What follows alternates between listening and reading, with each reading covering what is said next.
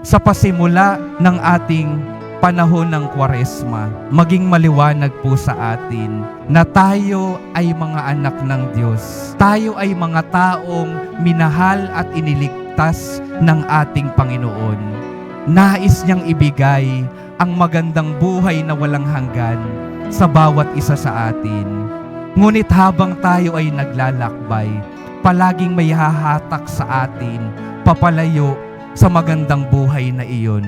Nawa sa mga pangahatak panunukso ng mga demonyo, ang ating kapitan ay yung ating pananampalataya at pagmamahal natin sa Diyos na gustong tayong hanguin mula sa kabagsakan ng ating mga buhay. Nais po ng Diyos na maging maganda ang ating mga buhay magpasawalang hanggan. Naisin dinawa natin at gumawa tayo ng mga paraan para tunay na maging matatag sa buhay dito sa mundo, ngayon at magpasawalang hanggan. Amen.